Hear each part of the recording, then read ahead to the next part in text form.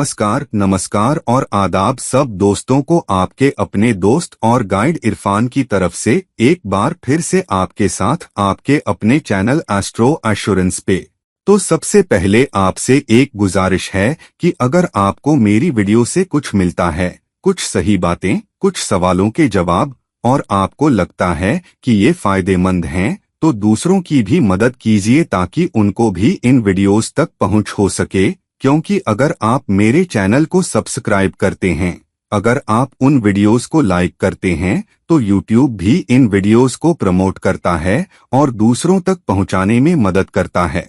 तो दूसरों की वीडियोस तक मदद कीजिए आपके इन वीडियोस को लाइक करने से, मेरे चैनल को सब्सक्राइब करने से और इन वीडियोस को शेयर करने से। अब आज के टॉपिक के बारे में, कल मैंने जो क्विज पोस्ट की थी उसमें मैंने सवाल पूछा था कि इन 5 ग्रहों में से जो 7वें भाव में हो, उनमें से कौन सबसे ज्यादा स्थिरता ला सकता है या फिर दूसरों के मुकाबले बेहतर करता है, खासकर रिश्ते में स्थिरता लाने के मामले में। मैंने 5 ग्रह बताए थे, बुध, शुक्र, चंद्रमा, बृहस्पति और शनि, और इनमें से कौन 7वें भाव में रहकर रिश्ते से जुड़ी सबसे ज्यादा स्थिरता देगा।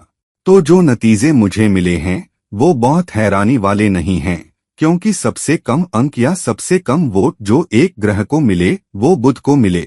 उसके बाद चंद्रमा और शुक्र के बीच टाई रही और फिर बृहस्पति को सबसे ज्यादा वोट मिले, और सबसे ज्यादा वोट जो किसी ग्रह को मिले वो शनि को लगभग 50%, या सही कहें तो 49% लोगों ने शनि को वोट दिया उस ग्रह के तौर पर जो 7वें भाव में रहने पर रिश्ते में सबसे ज्यादा स्थिरता देता है। तो मैं शनि से असहमत नहीं हूँ। हालांकि कुछ वजहें हैं कि क्यों एक ग्रह दूसरे ग्रह के मुकाबले रिश्ते में ज्यादा स्थिरता ला सकता है, और कुछ वजह ये भी हैं कि आपके 7वें भाव में कोई ग्रह क्यों होता है। तो चलिए ये समझते हैं कि 7वें भाव में कोई ग्रह क्यों होता है और उस प्लेसमेंट से कुछ नतीजे क्यों आते हैं और हमसे क्या उम्मीद की जाती है। तो सबसे पहले ये याद रखिए कि किसी भी भाव में कोई ग्रह होना ये सिर्फ इस बारे में नहीं है कि उस भाव से आपको क्या नतीजे मिलेंगे, ये उस सबक से भी जुड़ा है जो आपको सीखना है, उन कर्मों से जो आपको करने हैं, उन एटीट्यूड्स से जो आपको विकसित करने हैं। इसी तरह जब कोई ग्रह 7वें भाव में आता है तो वो सिर्फ जीवन साथी की खूबियों के बारे में नहीं है, या आपको कैसा जीवन साथी मिलेगा, या 7वां भाव आपके जीवन साथी का लग्न है, या कुल मिलाकर आपको कैसा जीवन साथी मिलेगा। ये उन सबकों के बारे में भी है जो आपको जीवन साथी के साथ व्यवहार करते वक्त सीखने हैं, जीवन साथी के साथ रहते वक्त और किसी पार्टनरशिप में भी। लेकिन यहाँ क्योंकि हम दूसरी पार्टनरशिप के बारे में नहीं बल्कि शादी के रिश्ते के बारे में ज्यादा बात कर रहे हैं, किसी के साथ प्रतिबद्ध रिश्ते के बारे में, तो यहाँ हम बात करेंगे किसी के साथ रिश्ते के बारे में, एक मर्द और औरत के तौर पर या फिर जीवन साथी के तौर पर। सिर्फ मर्द और औरत ही नहीं, मर्द मर्द और औरत भी हो सकता है। तो आप एक प्रतिबद्ध रिश्ते में हैं तो आपको किस तरह के सबक सीखने हैं, आपको किस तरह के गुण लाने हैं, और उसी के आधार पर आपको किस तरह की सूरत-ए-हाल का सामना करना होगा। तो ये मत मानिए कि 7वें भाव में कोई ग्रह होना सिर्फ पार्टनर की खूबियों के बारे में है, ये उस बारे में भी है जो आपको करना है, जो आपको ओवरकम करना है, वो सबक जो आपको सीखने हैं इससे पहले कि आपको रिश्ते से बेहतर नतीजे मिलें। तो चलिए पहले ग्रह के साथ शुरू करते हैं जिसे सबसे कम वोट मिले, वो है बुध। अब बुध तर्क का ग्रह है, व्यावहारिकता का ग्रह है, लेकिन ये बहुत ही विश्लेषणात्मक ग्रह भी है, ये बुद्धिमान ग्रह है, ये सोचने वाला ग्रह है। इसका मतलब क्या है? इसका मतलब है कि पार्टनर कोई बहुत ही विश्लेषणात्मक व्यक्ति हो सकता है, पार्टनर को तेज नजर भी रखने वाला व्यक्ति होता है, तो पार्टनर आप में एक जीवन साथी के तौर पर चुनौतियां भी ढूंढ सकता है, उम्मीद भी कर सकता है कि चीजें सही हों या क्यों सही हों, या चीजें और सटीक हों। तो हमेशा उस चीज में ज्यादा उम्मीदें होती हैं जो आप इस रिश्ते में लाते हैं, जो आप मेज पर रखते हैं। तो पार्टनर हमेशा कुछ चीजों को टिक कर रहा है, क्या ये शख्स बहुत खूबसूरत है, क्या ये शख्स मेरे साथ अच्छा सलूक करता है, और कुछ सवाल भी होते हैं, इस शख्स ने ऐसा क्यों किया, उसने इस तरह क्यों नहीं किया? तो कुछ चीजें हैं जिन्हें पार्टनर टिक कर रहा है क्योंकि पार्टनर बहुत ही व्यावहारिक और तार्किक है और जिस तरह से वो आपको देखता है वो बहुत ही तल्ख तरीका है। तो हो सकता है कि वो आप में बहुत सी अच्छी बातें देख ले, हालांकि कुछ चीजों पर वो अटक भी सकता है जो उसे आप में अच्छी नहीं लगती। यही बात आपके साथ भी है। आप भी जीवन साथी में कुछ उम्मीदें रखते हो और एक टिकिंग चलती है। क्या जीवन साथी मेरे साथ अच्छा सलूक करता है? क्या जीवन साथी शुक्रगुजार है जब मैं उसके लिए कुछ करूं? क्या जीवन साथी साफ सुथरा है? क्या जीवन साथी ज्यादा उचित है? क्या जीवन साथी ज्यादा सेहतमंद है? तो कई सारे बॉक्स हैं जिन्हें आप भी टिक कर रहे हो। अगर कम बॉक्स टिक हुए तो चुनौती है। और बुध का 7वें भाव में होना ये भी हो सकता है कि रिश्ता संभव है और रिश्ता किसी दुनिया भर के रोमांस या डेटिंग से आए जो कुछ सालों तक चले और फिर लोग रिश्ते में आ जाएं। हालांकि किसी को डेट करना और किसी के साथ रहना शुरू करना दो अलग बातें हैं। जब आप किसी के साथ रहने लगते हो तो बहुत सी बातें खुलकर आती हैं। मिसाल के तौर पर वो शख्स हर सुबह क्या करता है? क्या वो साफ सफाई का एक तरीका अपनाता है? वो बाथरूम कैसे इस्तेमाल करता है? क्या वो उठने के बाद बिस्तर लगाता है? क्या वो अपने या अपने लिए कॉफी बनाता है और जीवन साथी का भी ख्याल रखता है? तो जब आप किसी के साथ रहने लगते हो तो कई सारी चीजें टिक और चेक होती रहती हैं और बुध आमतौर पर आपको शादी के बाद और ज्यादा तल्ख बना देता है और जिसके कारण दोनों पार्टनर बॉक्स टिक कर रहे हैं और एक दूसरे से थोड़ा डिमांडिंग भी हो रहे हैं और वो थोड़े शिकायत करने वाले, उंगली उठाने वाले भी हो जाते हैं। तुमने ये नहीं किया, तुमने वो नहीं लाया, तुम किचन की लाइट हमेशा क्यों जलाए रखते हो, तुम चीजें सही जगह पर क्यों नहीं रखते। जब कभी मैं किचन में जाती हूँ तो प्लेटफॉर्म गंदा पड़ा होता है। तो कई बातें आती रहती हैं और धीरे धीरे रिश्ते को कमजोर करने लगती हैं। तो बुध के 7वें भाव में होने से दोनों तरफ से जीवन साथी से उम्मीदें या जो जीवन साथी आपके लिए दिखने वाला कर सकता है। आप कौन से बॉक्स टिक कराना चाहते हो चुनौती लेकर आती है और इसलिए आमतौर पर ऐसे रिश्ते में या तो रिश्ता सालों तक तो चलता है लेकिन बहुत सी शिकायतों, बहुत से बोझ के साथ जो तुम साथ लेकर चल रहे हो, तुम पूरी तरह खुश और संतुष्ट नहीं हो, रिश्ता बस चल रहा है। या फिर पार्टनर एक दिन तार्किक होकर ये सोचते हैं कि अलग हो जाना ही ठीक है और अपने रास्ते चले जाते हैं क्योंकि चीजें काम नहीं कर रही हैं और इसलिए बुध यकीनन रिश्ते में चुनौतियां पैदा करेगा अगर दूसरा पार्टनर नहीं, अगर दोनों पार्टनर रिश्ते में ज्यादा माफ करने वाले, ज्यादा नरमी बरतने वाले, ज्यादा समझदार और ज्यादा समझौता करने वाले न हो।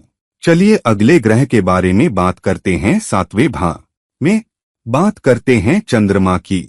जी हाँ, चंद्रमा एक ऐसा ग्रह है जो बहुत सा पोषण लाता है, रिश्ते में माँ जैसा भाव भी लाता है। एक दूसरे का ख्याल रखना, एक दूसरे को पोषित करना, एक दूसरे का साथ देना, एक दूसरे का समर्थन करना भी। और इसलिए ये रिश्ता आमतौर पर तब बनता है जब कोई किसी दूसरे शख्स से बहुत ही जुड़ जाता है या हो जाता है, ये मान लेता है कि मैं उस दूसरे शख्स से प्यार करता हूँ और बिना नीचा महसूस किए उससे दूर नहीं हो सकता। तो अगर आप किसी पार्टनर से मिले और फिर आप अपने रास्ते चले गए क्योंकि आपको काम पर जाना था, तो आप पूरे दिन पार्टनर को मिस करते रहते हो और फिर क्योंकि आप पार्टनर को मिस करते हो, क्योंकि आप उस शख्स से बहुत ही इमोशनली जुड़ जाते हो, तो आपको लगता है कि आप उस शख्स के बिना नहीं रह सकते। आपको उस शख्स से शादी करने की जरूरत है या आपको उस शख्स के साथ रहने की जरूरत है। आपको हर 2 दिन या 3 दिन या 1-2 घंटे मिलने से काम नहीं चलता, आप हर वक्त उस शख्स के साथ रहना चाहते हो। तो ऐसे इसकी शुरुआत होती है, एक मजबूत लगाव बनता है, एक मजबूत इमोशन बॉन्डिंग बनती है। हालांकि ये एक बहुत ही इमोशनली डिमांडिंग पार्टनर भी है, जहां पार्टनर भी उम्मीद करता है कि आप भी वही नजदीकियां, वही पोषण, वही सपोर्ट लौटाओगे जो पार्टनर महसूस करता है कि वो आपके लिए करता है, वो लगाव जो वो आपके लिए करता है और जिस तरह का ध्यान वो आपसे चाहता है, आपको भी उतना ही लौटाना पड़ेगा। कभी कभी आपको लग सकता है कि पार्टनर बहुत ही चिपकू है और बहुत ज्यादा ध्यान मांग रहा है। कभी कभी दूसरे पार्टनर को लग सकता है कि आप कोई ठंडे दिल के व्यक्ति हो जो उस शख्स से प्यार नहीं करता, उसे काफी प्यार नहीं करता, उसकी काफी परवाह नहीं करता, उसका काफी सपोर्ट नहीं करता, उसे काफी फोन नहीं करता, उसे काफी मैसेज नहीं करता, उसे काफी प्यार भरे मैसेज नहीं करता। मिसाल के तौर पर, तो हमेशा और ज्यादा प्यार की जरूरत होती है, ज्यादा ध्यान की जरूरत होती है, ज्यादा पोषण और सपोर्ट की जरूरत होती है। और अगर वो नहीं मिलता तो एक इमोशनल चुनौती होती है, एक इमोशन बर्स्ट भी हो सकता है।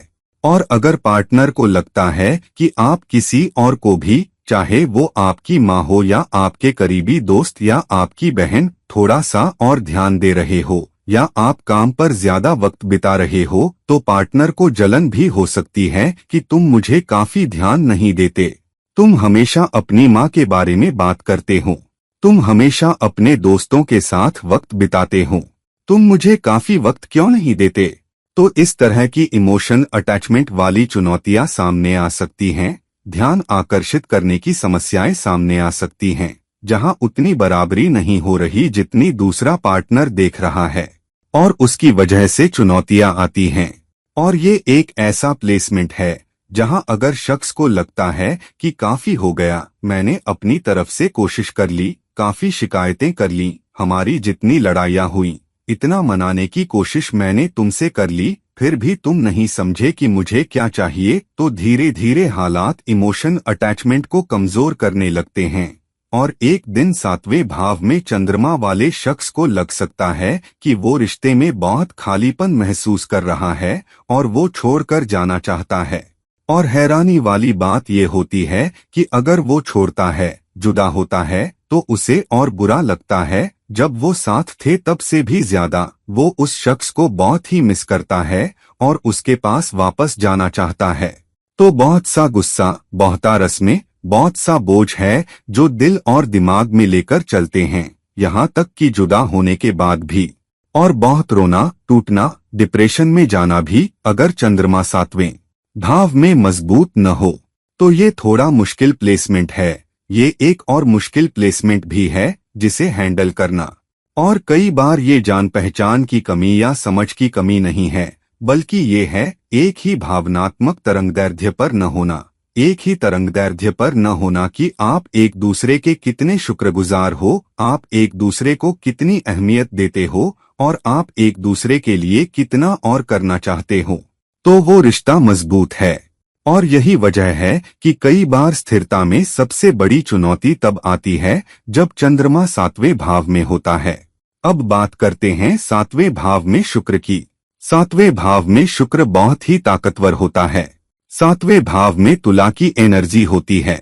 शुक्र तुला को रूल करता है, ये उसका मूल त्रिकोण साइन है। तो शुक्र सातवें भाव में सबसे ताकतवर ग्रहों में से एक है। और अगर ये वृषभ साइन या तुला साइन में हो तो शुक्र पंच महापुरुष योग में भी आ रहा है, बहुत ही ताकतवर योग। लेकिन शुक्र के साथ चुनौती ये है कि शुक्र एक दूसरे से और ज्यादा भौतिकवादी उम्मीदें भी लाता है। ऐसा नहीं है कि सिर्फ पार्टनर एक तरह का होगा, बल्कि आपकी भी अपने पार्टनर से कुछ उम्मीदें हैं। मिसाल के तौर पर सातवें भाव में शुक्र कर सकता है कि आप भी एक बहुत नफीस पार्टनर चाहते हो, एक बहुत ही उत्तम पार्टनर, बहुत ही संवरा हुआ पार्टनर, बहुत ही सजीला पार्टनर, बहुत ठाठ वाला पार्टनर, एक पार्टनर जिस पर आपको गर्व हो, एक पार्टनर जिसे आप दोस्तों के सामने दिखा सको, एक पार्टनर जिसे आप पब में ले जा सको और दूसरों को जलन दिला सको, जिससे आपकी हैसियत बढ़े। तो बहुत सारी भौतिकवादी उम्मीदें, सामाजिक उम्मीदें आप जीवन साथी से रखते हो और आपको ऐसा पार्टनर भी मिल सकता है जो खुद भी आपसे ऐसी ही चीजें चाहता हो। पार्टनर भी एक अच्छे दिखने वाले पार्टनर, एक अमीर पार्टनर, ऐसा पार्टनर जो उनकी ख्वाहिशों का भी ख्याल रखे, उनकी सेक्सुअलिटी का भी ख्याल रखे, उनकी कुर्बत की जरूरतों का, यौन जरूरतों का ख्याल रखे और उस अंदाज में जैसे वो चाहते हैं। आप उन पर प्यार नहीं बल्कि तोहफे भी कितने लुटाते हो, आपकी जिंदगी में कितनी सामाजिक हैसियत है, और आप उन्हें कितना कीमती, कितना चाहा हुआ महसूस कराते हो। तो दोनों तरफ उम्मीदें हैं, और आम रिश्ते की उम्मीदों एक दूसरे से प्यार करना, देखभाल करना, समझना, समझौता करना के अलावा बहुत सारी भौतिकवादी उम्मीदें भी हैं। तो इन दोनों को संतुष्ट करने की जरूरत है। तो शुक्र यकीनन आपको आपके जीवन साथी या पार्टनर में कोई ऐसा गुण देगा जिससे आप प्यार करोगे जो दूसरों से अलग होगा।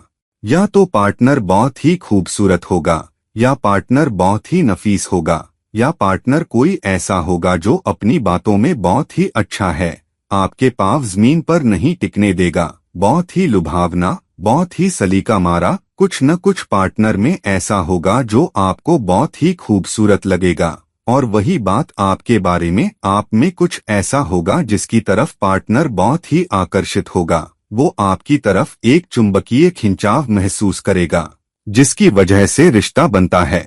हालांकि होता ये है क्योंकि एक या दो चीजें होती हैं जो रिश्ते की नींव होती हैं। अगर वो लंबे वक्त तक बनी रहें, अगर उन्हें लगता है कि आप में वो गुण लगातार मौजूद है, मिसाल के तौर पर वो एक अमीर जीवन साथी चाहते हैं, वो कोई ऐसा चाहते हैं जिसकी समाज में अच्छी हैसियत हो, अगर आपकी वो जिंदगी बनी रहे तो दूसरी चीजें उतनी अहम नहीं रह जाती।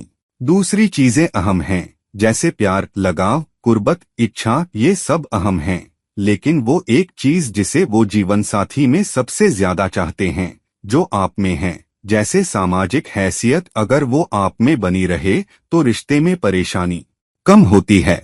लेकिन अगर वो एक चीज जो उनके लिए सबसे ज्यादा जरूरी है, वो भौतिक चीज, अगर वो वक्त के साथ कम होने लगे तो उनका लगाव भी धीरे धीरे कम होने लगेगा। वो शायद अब भी आपसे प्यार और देखभाल करें, हालांकि उनकी आपसे कुछ उम्मीदें हैं, और इसके उलट आप भी उनसे ये उम्मीद करते हो कि वो आपसे प्यार करें। आप ये भी उम्मीद करते हो कि वो आपके प्रति शुक्रगुजार हों, आप ये भी उम्मीद करते हो कि वो खूबसूरत हों, आप ये भी उम्मीद करते हो कि वो और नफीस हों, आप ये भी उम्मीद कर सकते हो कि वो आपके लिए अच्छा खाना बनाए। पैटर्न में कुछ ऐसा होगा जो ज्यादा भौतिकवादी होगा, और साथ ही रिश्ते के आधार पर भी।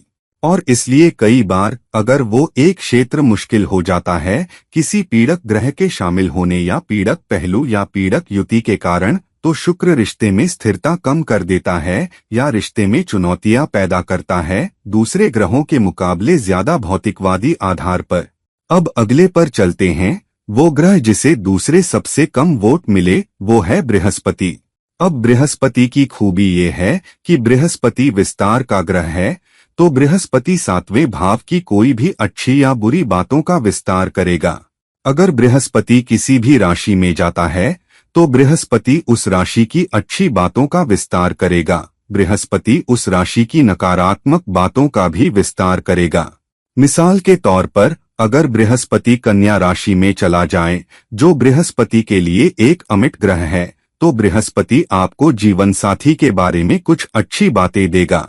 मिसाल के तौर पर 7वें भाव में बृहस्पति हो सकता है कि जीवन के एक क्षेत्र में जीवन साथी आपसे बेहतर हो, मिसाल के तौर पर जीवन साथी आपसे सामाजिक हैसियत में बेहतर हो, या जीवन साथी बेहतर हो या किसी ऐसे परिवार से आता हो जिसके पास आपके परिवार से ज्यादा दौलत हो, या जीवन साथी सामाजिक हैसियत या फिर आर्थिक रूप से, माली तौर पर या पेशेवर तौर पर बेहतर हो, या वो आपसे ज्यादा अच्छे वंश या बेहतर वंश से आते हों, या वो किसी बेहतर जाति से आते हों। तो जीवन साथी में कुछ किसी गुण में वो आपसे बेहतर होगा, और ये जीवन साथी के बारे में एक अच्छी बात है। ऐसा नहीं है कि आप सिर्फ उसी चीज की तरफ आकर्षित हो, लेकिन ये रिश्ते को मजबूत करने में मदद करता है, आपको एक साथ आने में।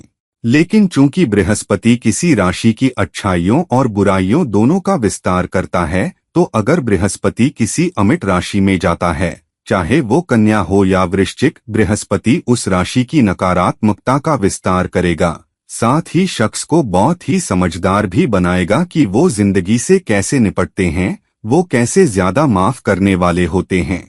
हालांकि क्योंकि बृहस्पति उम्मीद करता है कि आप भी बड़े दिल वाले हो, बृहस्पति जिंदगी के किसी क्षेत्र का विस्तार करेगा, जिंदगी के एक क्षेत्र में जीवन साथी को अच्छाई देगा तो बृहस्पति उसका विस्तार कर रहा है, लेकिन बृहस्पति उम्मीद कर रहा है कि आप दूसरे क्षेत्रों में ज्यादा समझदार बनो। जिन क्षेत्रों में बृहस्पति नकारात्मकता का विस्तार कर रहा है या जीवन साथी में नेगेटिव बातें बढ़ा रहा है, तो बृहस्पति उम्मीद करता है कि आप जीवन साथी के साथ ज्यादा समझदारी से पेश आओ, ज्यादा हिकमत से चुनौतियों का सामना करो, बड़े दिल बनो, ज्यादा माफ करने वाले बनो, ज्यादा समायोजन करने वाले बनो।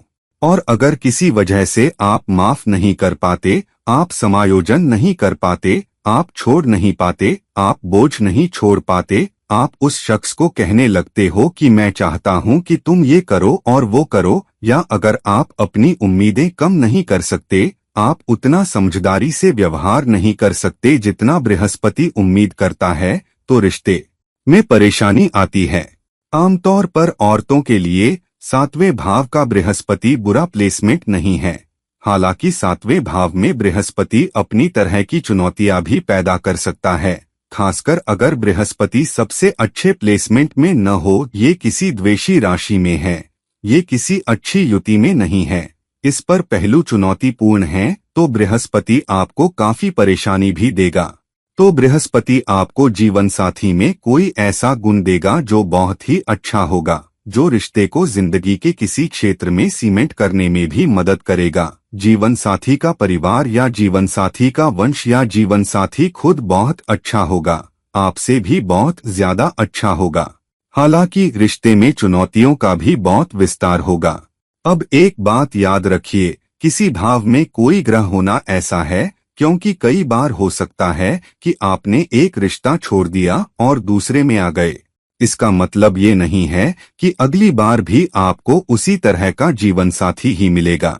इसका मतलब ये है कि आपके लिए चुनौती बनी रहेगी। अगर आप उस चुनौती से वो सबक नहीं सीखते जो ग्रह आपको बता रहा है या सिखाने की कोशिश कर रहा है, तो समस्या भी बनी रहेगी। तो जब किसी भाव में ग्रह हो तो चुनौतियों से निपटते वक्त ज्यादा सावधानी बरतनी चाहिए। आपको क्या सीखना है, आपको किन क्षेत्रों में मास्टर होना है, ताकि उस भाव के लिए बेहतर नतीजे पा सको। अब बात करते हैं शनि की, उस ग्रह की जिसे सबसे ज्यादा वोट मिले, उस ग्रह के तौर पर जो रिश्ते में सबसे ज्यादा स्थिरता लाता है। एक बात जो शनि 7वें भाव में करता है, क्योंकि शनि को सबसे ज्यादा दिशात्मक बल मिलता है और इसके साथ ही ये तुला राशि में उच्च का भी होता है। और किसी भी भाव में कोई ग्रह 7वें भाव में कुछ तुला एनर्जी जरूर है, तो शनि 7वें भाव में दूसरे ग्रहों के मुकाबले ज्यादा सहज है। हालांकि शनि और क्या करता है, शनि आपको रिश्ते में स्थिरता देने से पहले सबक सीखने को भी कहता है। अगर आप कोई बहुत समझदार व्यक्ति हो, जो बहुत ही समायोजन करने वाला हो, जो ज्यादा देखभाल करने वाला भी हो, जो कम उम्मीद रखता हो, ज्यादा करता हो, ज्यादा सेवा करता हो, शनि सेवा के बारे में है, तो आप रिश्ते में ज्यादा सेवा करने को तैयार हो, ज्यादा करने को तैयार हो, तो शनि आपको आपकी प्यार की शुरुआती सालों में, आपकी डेटिंग के शुरुआती सालों में भी स्थिरता देने लग सकता है। हालांकि हम में से ज्यादातर के लिए ये सच नहीं है। हम समय के साथ सीखते हैं और इसलिए जब तक आप सबक नहीं सीखते, शनि आपको रिश्ते में स्थिरता नहीं देगा। तो आमतौर पर शनि के 7वें भाव में होने पर क्या होता है, आपके कुछ रोमांटिक संबंध बनते हैं जो टूट भी जाते हैं। और क्योंकि शनि चाहता है कि आप किसी प्रतिबद्ध रिश्ते, वैवाहिक जीवन के लिए तैयार होने से पहले काफी सबक सीख लो, तो शनि आपको वो गड्ढे दिखाएगा, शनि आपको वो टूटन देगा, शनि आपको वो दिल टूटना देगा, ताकि आप उन सबकों से सीखो। उसके बाद शनि सोचेगा कि अब तुम लंबे रिश्ते के लिए तैयार हो और फिर तुम्हें स्थिरता देगा। और इसलिए आमतौर पर शनि के 7वें भाव में होने पर असली लंबी शादी जिंदगी में बाद में होती है, 1 या 2 रिश्तों के नाकाम होने के बाद। और अगर शनि आपके 7वें भाव में है तो ये रिश्ता ज्यादा व्यावहारिकता के आधार पर होता है। एक शख्स सीखता है, मैंने खूबसूरती का पीछा किया, देख लो कहाँ पहुँच गया, आज मैं टूटा हुआ हूँ। मैंने अपनी जिंदगी में पैसे का पीछा किया, देख लो मैं कहाँ हूँ। वो शख्स मुझसे प्यार नहीं करता, वो शख्स मेरी परवाह नहीं करता। ऐसे पार्टनर का क्या फायदा जो मेरी परवाह नहीं करता। तो शनि आपको ज्यादा व्यावहारिक बनाता है। शनि कहता है मुझे ऐसा पार्टनर स्वीकार करना चाहिए जो एक पैकेज हो, न कि किसी एक चीज में बहुत अच्छा हो। तो अगर पार्टनर बहुत खूबसूरत नहीं है, अगर पार्टनर बहुत अमीर नहीं है, अगर पार्टनर बहुत सफल नहीं है, तो भी पूरा पैकेज आपको सही लगता है, तो आप रिश्ते के लिए हाँ करते हो। ये रिश्ते के लिए एक बहुत ही व्यावहारिक तार्किक तरीका है, जहां आप ज्यादा लगाने को भी तैयार हो, उम्मीद करने से पहले ज्यादा सेवा करने को भी तैयार हो। और इसलिए शादी में स्थिरता आती है, क्योंकि आपने या तो रिश्ते के सबक एक या दो चुनौतियों से गुजरने के बाद सीख लिए हैं, या फिर कई सालों तक इंतजार करने के बाद, जहां ऊंची उम्मीदों ने आपको उन रिश्तों को न कहने पर मजबूर कर दिया जो ज्यादा फलदायी हो सकते थे। आपने न कहा क्योंकि आपने ज्यादा उम्मीद की, और फिर बाद में आपको पछतावा होता है कि मैंने एक अच्छा मौका गवा दिया। वो शख्स अच्छा था, मैं वो मौका चूक गया। तो आप समय के साथ ज्यादा समझदार, ज्यादा समझौता करने वाले, ज्यादा स्वीकार करने वाले बन जाते हो। और उस वजह से, और क्योंकि आपने वो सबक सीख लिए जो शनि आपको सिखाना चाहता था, आप उन दिल टूटने से गुजर चुके हो। आपने अपनी उम्मीदें कम कर ली हैं, और आप अपनी जिंदगी में एक संतुलित शख्स को स्वीकार करने को तैयार हो, और आप ज्यादा देने को तैयार हो, और आप दूसरे शख्स की कुछ चुनौतियों को नजरअंदाज करने को भी तैयार हो। तो शनि फिर आपको एक स्थिर जिंदगी देता है। ऐसा प्लेसमेंट 7वें भाव में शनि आपको कोई बहुत समझदार, अपनी उम्र के हिसाब से बहुत ही परिपक्व शख्स भी दे सकता है, खासकर अगर आपकी उम्र एक जैसी है। या ये आपको अगर समझदार जीवन साथी न भी हो, तो आपसे उम्र में बड़ा जीवन साथी भी दे सकता है। जीवन साथी शायद बहुत ही कमाल का दिखने वाला न हो, मॉडल जैसा दिखने वाला न हो, लेकिन जीवन साथी ज्यादा व्यावहारिक भी होगा। जीवन साथी ज्यादा मिलनसार भी होगा। जीवन साथी के साथ घुलना मिलना ज्यादा आसान भी होगा। और यही वजह है कि शनि आपको रिश्ते से जुड़े मामले में 7वें भाव में सबसे ज्यादा स्थिरता देता है। कृपया देखें कि आपके 7वें भाव में कौन सा ग्रह है, और गहराई से जानें कि आपको कौन से सबक सीखने हैं, किन चीजों में मास्टर बनना है, किन चीजों को छोड़ना है, और कौन सी चीजें किसी पार्टनरशिप को ज्यादा सफल और स्थिर बनाएंगी। तो दोस्तों, इस वीडियो को लाइक करें, इस वीडियो को शेयर करें, और अगर आप मुझसे व्यक्तिगत परामर्श चाहते हैं तो कृपया मुझसे संपर्क करें, नीचे लिंक दिए गए हैं।